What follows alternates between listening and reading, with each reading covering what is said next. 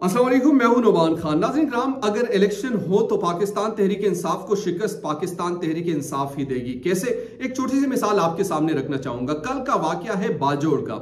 बाजोड़ में चूंकि सियासत अपनी उरूज पर है और वहां पर ये ग्रुप बंदी बहुत ज्यादा है और खास तौर पर पाकिस्तान तहरीक इंसाफ में धड़े बहुत ज्यादा है। एक धड़ा, दूसरा धड़ा, तीसरा धड़ा, चौथा धड़ा, ये धड़े आपस में मुनकसिम है, आपस में तकसीम है।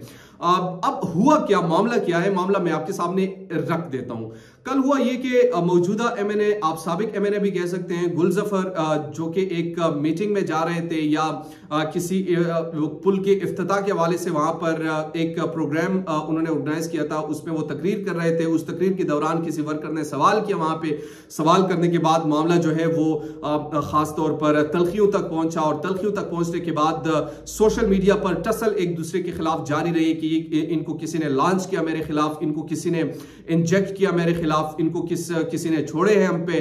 तो इस तरीके से गुफ्तगू सामने आती रही। इवन कि वहां पर जो वाकया पेश आया, एक जो कि मेरी नजर से गुजरा, कि उसमें एक लिवी एहलकार भी शामिल था जो कि उनके हाथ में एक पेस्टल भी था और पेस्टल भी निकाल चुके थे। यानी एक तो ये लाकानूनियत मुझे समझ नहीं आई कि एक सरकारी ऑफिसर किस तरीके से आम शहरी पर या वहां के रिप्रेजेंटेटिव पर इस तरीके से उनके खिलाफ पेस्टल निकाल सकता है। तो ये एक चीज। दूसरी चीज, वहां पर जो बुनियादी तौर पर उसके बाद मामला इस हद तक शिद्दत इख्तियार कर गया कि एमएनए और वहां पर जो एक लीडिंग इस वक्त पाकिस्तान तहरीक इंसाफ के रहनुमा रेहान ज़ेब, उनकी बुनियादी तौर पर सोशल मीडिया में आपस में एक टसल हुई। ये चीज मैं आपको दिखा भी नहीं सकता कि जिस तरीके से एक दूसरे को मुखातिब किया गया, वो स्क्रीनशॉट सोशल मीडिया पर ऑलरेडी बहुत ज्यादा फैल रहे हैं और बहुत ज्यादा लोग शेयर भी कर रहे हैं।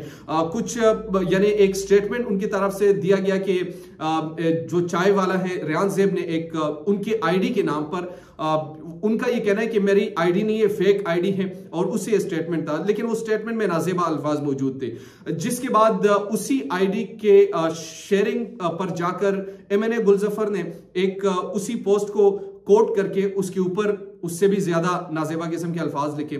तो रेहान ज़ेब ने कहा कि जनाब ये जो मेरी जो आईडी है, इससे कहीं पर ऐसी पोस्ट नजर नहीं आई और ना मैंने ये पोस्ट की है। अब सिंपल सा सवाल ये है कि पहली चीज, अगर आपने पोस्ट नहीं की तो ठीक है, आपको फिर मसला भी नहीं होना चाहिए, क्योंकि जिस शख्स ने वो पोस्ट की है उस शख्स को वो जवाब मेरे ख्याल में मिल चुका है। और यानी आप अगर किसी को गाली देंगे तो वो आपको फूल नहीं मारते, आपको वापस उसी किस्म का जवाब ही मिलता है। तो शुरुआत कहां से हुई, कैसे हुई? अलबत्ता दोनों काबिल मुजम्मत है। अगर एक ने किया, दूसरे ने किया, तो वो भी काबिल मुजम्मत है और ये भी काबिल मुजम्मत है। जिसने शुरुआत की वो तो है ही काबिल मुजम्मत, लेकिन जिसने तहम्मुल का मुजाहिरा नहीं किया वो भी काबिल मुजम्मत है। दोनों को आपस में कंपेयर करना चाहिए।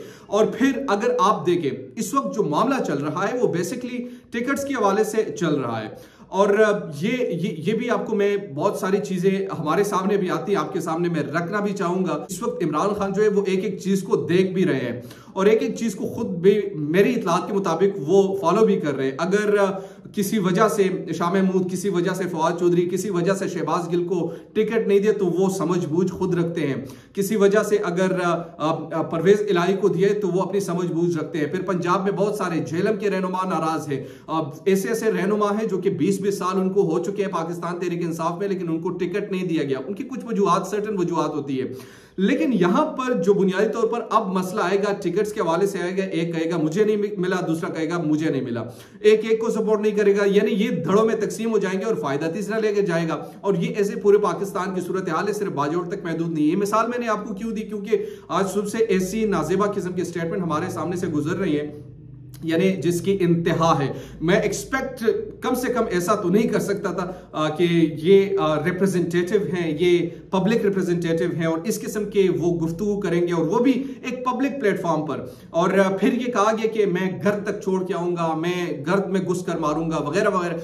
आप अगर एक चीज की तो मुझे रेहान ज़ेब के हवाले से समझ भी नहीं है कि जब आपने अगर पोस्ट नहीं की, अगर वो किसी फेक आईडी से है तो तकलीफ भी आपको नहीं होनी चाहिए उस जवाब से, क्योंकि आपका वो पोस्ट नहीं है, आपके नाम से किसी ने की है, तो उस शख्स को वो जवाब मिल चुका है। अगर आप फील कर रहे हैं तो इट्स मीन कि शायद आपने कहीं पर यह गलती आपसे सरजिद हुई है या आप उसे अब तस्लीम करने की सकत नहीं रखते। बहरहाल जो भी है, एक सीनियर है, दूसरा जूनियर है, दोनों काबिले एहतराम है, मगर जिस किस्म की ये लैंग्वेज यूज कर रहे हैं इससे मुआशरे में जिस किस्म की तफरीक पैदा होगी, आपकी सोच है। और एक सियासत तो नाम है, उसमें इख्तिलाफ भी होता है, और इख्तिलाफ तो हुस्न होता है किसी भी जमहूरी मुआशरे का, लेकिन जब आप इख्तिलाफ को बंदूक तक लेके आए तो फिर वो तशद्दुद में तब्दील होता है और फिर एक दूसरे को नाकाबिले बर्दाश्त तस्वुर किया जाता है। फिर आज नहीं, कल नहीं, परसों नहीं, इसमें जानी नुकसान भी हो सकते हैं, खुदा ना खास्ता इसमें इस किस्म का नुकसान हो सकता है कि आपको मालूम भी नहीं होगा। तो लिहाजा अपने आप को कम से कम इस हवाले से कंट्रोल रखना चाहिए, वरना आज आप लोग कर रहे हैं, वर्कर तो आपके करेंगे ही करेंगे, और फिर ये मामला कब कैसे जाएगा, कहां तक जाएगा। अलबत्ता दोनों को तहम्मुल का मुजाहरा करना चाहिए, ना सिर्फ तहम्मुल का मुजाहरा करना चाहिए बल्कि इस किस्म की घटिया अल्फाजों से तो खैर गुरेज ही करना चाहिए, जो ये आपस में पब्लिक एक डोमेन में ये कर रहे हैं या अपने सोशल प्लेटफॉर्म्स को यूज करके इस तरीके से वो गुफ्तगू कर रहे हैं। अलबत्ता ये सब मिलकर इसकी मजम्मत हमें करनी चाहिए और करनी होगी, वरना ये मुआशरा बहुत आगे तक तफरीक की तरफ जाएगा। दीजिए नौमान खान को इजाजत। अल्लाह निगहबान।